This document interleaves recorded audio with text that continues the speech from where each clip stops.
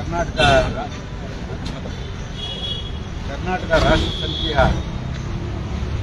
ಪಕ್ಷದ ಎಲ್ಲ ಕಾರ್ಯಕರ್ತರು ನಿಮ್ಮ ಪ್ರಯತ್ನಕ್ಕೆ ನಮ್ಮ ಬೆಂಬಲ ಇದೆ.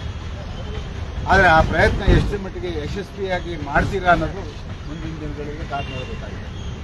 ನಾನು ಹಲವಾರು ಬಾರಿ ಆ ಹೋರಾಟಗಳನ್ನು ನೋಡಿದ್ದೀನಿ.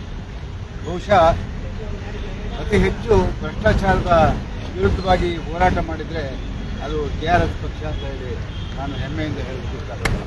ಯಾಕಂದರೆ ಕೃಷ್ಣಾರೆಡ್ಡಿ ಅವರು ಒಬ್ಬ ಸಭ್ಯ ವ್ಯಕ್ತಿಯಾಗಿ ಹಲವಾರು ಹೋರಾಟಗಳನ್ನು ಕೇವಲ ಬೆಂಗಳೂರು ನಗರದಲ್ಲ, ಬೇರೆ ಬೇರೆ ಕಡೆ ಬಹಳಷ್ಟು ಹೋರಾಟಗಳನ್ನು ಮಾಡ್ಕೊಂಡು ಬಂದಿದ್ದಾರೆ. ಅದನ್ನು ನಾನು ನೋಡಿದ್ದೀನಿ. ಹಾಗೆ ನನ್ನ ಜೊತೆ ಕೂಡ ಅನೇಕ ಸಂದರ್ಭಗಳಲ್ಲಿ ಕನ್ನಡ ಪರವಾಗಿ ಹೋರಾಟವನ್ನು ಮಾಡ್ಕೊಂಡು ಸ್ನೇಹಿತರೆ, ನಾವೆಲ್ಲ ಒಂದು ಕನಸ್ಕೊಂಡಿದ್ದೆ. 1982ನೇ ಇಸ್ವಿನಲ್ಲಿ ಏನು ಡಾಕ್ಟರ್ ರಾಜ್ಕುಮಾರ್ ಅವರು ಗೋಕಾಕ್ ಚಳುವಳಿಯ ನೇತೃತ್ವವನ್ನು ವಹಿಸಿದ್ರು, ಅವತ್ತು ಈ ನಾಡಿಗೆ ಒಂದು ಶುಭ ದಿನ. ನಾವೆಲ್ಲ ಆಸೆ ಇಟ್ಕೊಂಡಿದ್ದು ಬದಲಾಗುತ್ತೆ, ಇನ್ನು ಮುಂದೆ ಕನ್ನಡಿಗರ ಸಾರ್ವಭೌಮತ್ವ ಕರ್ನಾಟಕದಲ್ಲಿ ನೆರೆಸ್ತಾರೆ ಅಂತಕ್ಕಂಥ ಮಾತನ್ನು ನಾವೆಲ್ಲ ಅವತ್ತು ಅಂದ್ಕೊಂಡಿದ್ದು. ಆದರೆ ಏನೋ ಏನಪ್ಪ ಗೊತ್ತಿಲ್ಲ, ಆ ಒಂದು ಗೋಕಾಕ್ ಚಳುವಳಿ ಯಶಸ್ವಿ ಆದರೂ ಕೂಡ ನಾವು ಒಂದು ಬಲಿಷ್ಠವಾದ ಕನ್ನಡದ ಪಕ್ಷವನ್ನು ಕಟ್ಟೋದಕ್ಕೆ, ಕನ್ನಡದ ರಾಜಕೀಯ ಪಕ್ಷವನ್ನು ಕಟ್ಟೋದಕ್ಕೆ ಸಾಧ್ಯ ಆಗಲಿಲ್ಲ. ಕಾರಣ ರಾಜ್ಕುಮಾರ್ ಅವರಿಗೆ ಅವತ್ತು ಆಸಕ್ತಿ ಇರಲಿಲ್ಲ, ರಾಜಕಾರಣದ ಮೇಲೆ ಅವ್ರಿಗೆ ಆಸಕ್ತಿ ಇರಲಿಲ್ಲ. ಅವರೇನಾದರೂ ಅವತ್ತು ಮನಸ್ಸು ಪಟ್ಟಿದ್ರೆ ಅವತ್ತೇ ಕನ್ನಡದ ರಾಜ್ಯ ಆಗ್ತಾ ಇತ್ತು. ಇರಲಿ, ಅವರ ಹೋರಾಟದಿಂದ ಇವತ್ತೆಲ್ಲ ಈ ಭಾಗದಲ್ಲಿ, ಅದರಲ್ಲೂ ಈ ಶ್ರೀರಾಮಪುರ, ಪ್ರಕಾಶ್ ನಗರ ಇದೆಯಲ್ಲ, ಈ ಭಾಗದಲ್ಲಿ ಕನ್ನಡ ತನವನ್ನು ಉಳಿಸಿದ್ದು ಯಾರು ಅಂದರೆ ರಾಜ್ಕುಮಾರ್ ಅಭಿಮಾನಿಗಳ ಸಂಘ. ಆ ಒಂದು ಹೆಮ್ಮೆ ನನಗಿದೆ. ಏನೋ ನೀವು ಒಂದು ಆತ್ಮವಿಶ್ವಾಸದಿಂದ ನಿಮ್ಮ ಸ್ಲೋಗನ್ನೇ ಚೆನ್ನಾಗಿದೆ, ಪ್ರಾಮಾಣಿಕ, ಪ್ರಾದೇಶಿಕ ಮತ್ತು ಜನಪರ ಆಗಲಿ.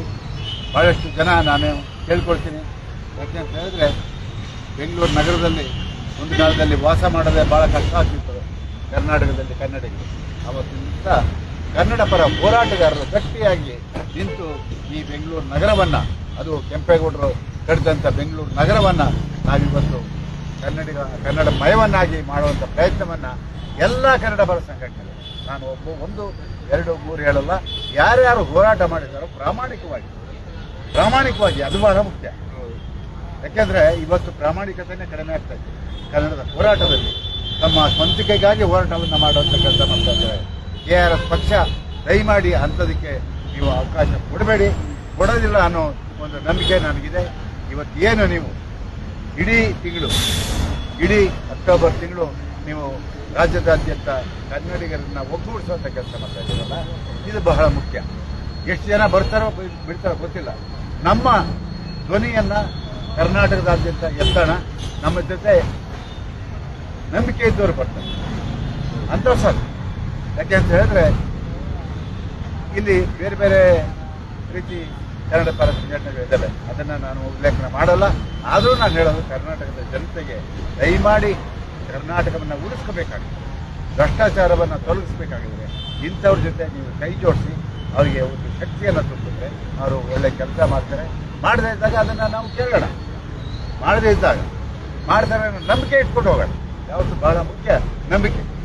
ಯಾರನ್ನು ಕೂಡ ಒಂದ್ಸಾರಿ ನಂಬಬೇಕು. ಅವರಿಂದ ಆಗುತ್ತಾ ಬಿಡುತ್ತಾ ಮುಂದಿನ ದಿನಗಳಲ್ಲಿ ನೋಡೋಣ. ಅವರ ಪ್ರಯತ್ನಕ್ಕೆ ನಾವೆಲ್ಲ ಕೈ ಜೋಡಿಸೋಣ ಅಂತಕ್ಕಂಥ ಮಾತನ್ನು ಹೇಳ್ತಾ, ಇವತ್ತು ಯಾರೇ ಆಗಲಿ ಏನೇ ಆಗಲಿ ಕನ್ನಡ ಪರ ನಿಂತು ಈ ನೆಲ ಜಲವನ್ನು ರಕ್ಷಣೆ ಮಾಡಬೇಕಾಗಿದೆ. ಇವತ್ತಿನ ದಿವಸ ನಾವು ಒಂದು ಮೇಕೆದಾಟು ಅಣೆಕಟ್ಟನ್ನು ನಮಗೆ ಕಟ್ಟಕ್ಕಾಗ್ತಾ ಇದೆ. ಇಲ್ಲಿ ಹುಟ್ಟಿ ಇಲ್ಲಿ ಹರಿಯುವಂಥ ಕಾವೇರಿ ನದಿ ಸಂಪೂರ್ಣವಾಗಿ ನಮ್ಮ ಹಕ್ಕು ಅದು. ಆದರೆ ಇವತ್ತು ದಿವಸ ಕೇಂದ್ರದಲ್ಲಿ, ಅದು ತಮಿಳುನಾಡು, ಇವತ್ತಲ್ಲ, ನಿನ್ನೆ ಅಲ್ಲ, ಮೊನ್ನೆ ಅಲ್ಲ, ನಾನು ಯಾವತ್ತು ಹೋರಾಟವನ್ನು ಪ್ರಾರಂಭ ಮಾಡಿದ್ನೋ ಅವತ್ತಿಂದನೂ, ಅದು ಹಿಂದಿನಿಂದನೂ ನಮ್ಮ ವಿರೋಧವಾಗಿಯೇ ಇದ್ದಾರೆ. ಇವತ್ತು 1991 ನವೆಂಬರ್ 11ನೇ ತಾರೀಕು ಈ ಭಾಗದಲ್ಲಿ ನಿಂತು ನಾನು ಮಾತಾಡ್ತಾ ಇದ್ದೀನಿ. ಈ ಭಾಗದಲ್ಲಿ ಪ್ರಕಾಶ್ ನಗರ, ಶ್ರೀರಾಮಪುರದಲ್ಲಿ 26 ಜನ ಕಾವೇರಿ ಜಾಗ 26 ಜನ ನನ್ನ ಕನ್ನಡಿಗರು ಹೋರಾಟಗಾರರು ಗುಂಡಿಗೆ ಬಲಿಯಾದರು. ಬೇರೆ ಭಾಷೆಯನ್ನು ಒಬ್ಬರೂ ಕೂಡ ಆಗಲಿಲ್ಲ. ಅಂಥ ಒಂದು ಹೋರಾಟವನ್ನು ಮಾಡಿದ್ದು ಈ ಭಾಗದಲ್ಲಿ ನಿಂತುಕೊಳ್ಳೋದಕ್ಕೆ ನನಗೆ ಹೆಮ್ಮೆ ಅನಿಸುತ್ತೆ, ಇದು ಶಕ್ತಿ ಅನಿಸುತ್ತೆ. ಅಂಥ ಒಂದು ನೆಲ ಇದು. ಹಾಗಾಗಿ ಇವತ್ತು ಇಲ್ಲಿಂದ ನೀವು ಪ್ರಾರಂಭ ಮಾಡಿದರೆ ನಾವೆಲ್ಲ ನಿಮ್ಮ ಜೊತೆ ಇದ್ದೀವಿ. ನಿಮ್ಮ ಈ ಪ್ರಯತ್ನ ಸದಾ ಯಶಸ್ವಿಯಾಗಲಿ. ಸಮಯ ಬಂದಾಗ ನಮ್ಮನ್ನು ಯಾವ ರೀತಿ ಬೇಕಾದರೂ ನಮ್ಮ ಸಲಹೆ ಸೂಚನೆಗಳನ್ನ ನೀವು ತಗೋಬಹುದು. ಯಾಕೆಂದರೆ ಕನ್ನಡದ ಕೆಲಸವನ್ನು ಮಾಡೋವಂಥವ್ರಿಗೆ ನಮ್ಮಂಥವ್ರು ಸ್ಫೂರ್ತಿ ತುಂಬಬೇಕು, ಮಾರ್ಗದರ್ಶನ ನೀಡಬೇಕು. ಆ ಕೆಲಸ ನಾನು ಯಾವತ್ತೂ ಮಾಡ್ತೀನಿ. ದಯಮಾಡಿ ಆ ಒಂದು ನಂಬಿಕೆಯನ್ನು ನನ್ನ ಮೇಲೆ ಇಟ್ಕೊಳ್ಳಿ. ಅದೇ ರೀತಿ ನಂಬಿಕೆಯಿಂದ ನೀವು ನಡಿ, ಅದನ್ನೇ ನಾವು ಕೇಳ್ಕೊಡೋದು. ಹಾಗಾಗಿ ಇಡೀ ಕನ್ನಡಿಗರು ಎಷ್ಟು ಜನ ಬರ್ತಾರೋ ಒಂದು ಸಮಾವೇಶ ನವೆಂಬರಲ್ಲಿ ಇದಕ್ಕಾಗೇ ಒಂದು ಸಮಾವೇಶ ಮಾಡೋಣ. ಎಷ್ಟು ಜನ ಸೇರ್ತಾರೆ ನೋಡೋಣ. ಯಾಕೆ ಅಂತ ಹೇಳಿದ್ರೆ ಇವತ್ತು ನಾವೇನಾದರೂ ಇಷ್ಟೆಲ್ಲ ಅನ್ಯಾಯವಾಗಿದ್ದು ಕೂಡ ನಾವು ಇವತ್ತು ಈ ನೋವುಗಳನ್ನು ಕನ್ನಡದ ಬಗ್ಗೆ ಅನುಭವಿಸ್ತಾ ಇದ್ರೆ ಅದಕ್ಕೆ ನಮ್ಮನ್ನು ಆಡುವಂಥ ಎಲ್ಲ ಪಕ್ಷಗಳೇ ಕಾರಣ.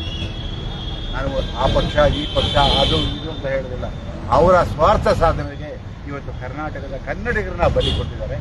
ಯಾಕೆ ಅಂತ ಹೇಳಿದ್ರೆ ತಮಿಳುನಾಡು, ಆಂಧ್ರ, ಕೇರಳ, ಮಹಾರಾಷ್ಟ್ರ ಇವನ್ನೆಲ್ಲರೂ ಆ ಜನ ಎಷ್ಟು ಮಟ್ಟಿಗೆ ಆ ಭಾಷೆಯನ್ನು ಬೆಳೆಸಿದ್ದಾರೆ, ಎಷ್ಟು ಮಟ್ಟಿಗೆ ಆ ಜನರನ್ನ ಬೆಳೆಸಿದ್ದಾರೆ, ಎಷ್ಟು ಮಟ್ಟಿಗೆ ಆ ನಾಡಿನ ಸಂಸ್ಕೃತಿಯನ್ನು ಎತ್ತಿ ಹಿಡಿದಿದ್ದಾರೆ. ಆದರೆ ಎಲ್ಲೋ ಒಂದು ಕಡೆ ನಾವು ಓಟ್ಗೋಸ್ಕರ ನಮ್ಮ ಕನ್ನಡತನವನ್ನು ಹರಾಜಾಕ್ಕೊಳ್ತಾ ಇದ್ದೀವಿ. ಆ ಪಕ್ಷ ಎಲ್ಲವೂ ಕೂಡ ಮಾಡ್ಕೊಂಡು ಬಂದಿದ್ದಾರೆ. ಇವತ್ತು ಹೊರತಾಗಿ ನಮ್ಮ ಮುಖ್ಯಮಂತ್ರಿಗಳು ಇವತ್ತು ರಾಜ್ಯದ ಬಗ್ಗೆ ಅಪಾರ ಒಲವನ್ನು ಅವರು ಇಟ್ಕೊಂಡಿದ್ದಾರೆ. ಕನ್ನಡದ ಕೆಲಸವನ್ನು ಮಾಡಬೇಕು ಮಾಡಿ ಅದೇನೇ ಆಗಿದೆ ನಮಗೆ ಅದರಿಂದ ತೃಪ್ತಿ ನಿಮಗಿರ್ಬೋದು. ಆದರೆ ಒತ್ತಡಗಳು ಜಾಸ್ತಿ. ಒಂದೇ ದಿನದಲ್ಲಿ ಕರ್ನಾಟಕದಲ್ಲಿ ಕನ್ನಡಿಗರಿಗೆ ಉದ್ಯೋಗ ಅಂತ ಹೇಳಿದ್ರಿ, ಆದರೆ ಸಂಜೆ ಆ ಆದೇಶವನ್ನು ವಾಪಸ್ ಯಾರು ಒತ್ತಡ ನಮ್ಗೆ ನೋವಾಗುತ್ತೆ. ಯಾಕೆ ಅಂತ ಹೇಳಿದ್ರೆ ನಿಮ್ಮ ಹಿಂದುಗಡೆ ಕಾಣದ ಕೈಗಳು ಏನೇನು ಕೆಲಸ ಮಾಡ್ತಾ ಇದ್ದಾರೆ.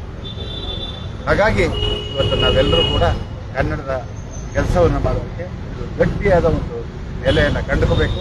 ಆ ನಿಟ್ಟಿನಲ್ಲಿ ಕರ್ನಾಟಕ ರಾಷ್ಟ್ರ ಸಮಿತಿ ಪಕ್ಷ ಒಂದು ಹೆಜ್ಜೆ ಮುಂದಿಟ್ಟಿದೆ. ಅವರ ಎಲ್ಲ ಈ ಪ್ರಯತ್ನಗಳು ಯಶಸ್ವಿಯಾಗಲಿ ಅಂತ ತಾಯಿ ಭುವನೇಶ್ವರಿಯಲ್ಲಿ ಪ್ರಾರ್ಥನೆ ಮಾಡಿಕೊಂಡು ನಾನು ಮಾತನಾಡ್ತೀನಿ. ನಮಸ್ಕಾರ.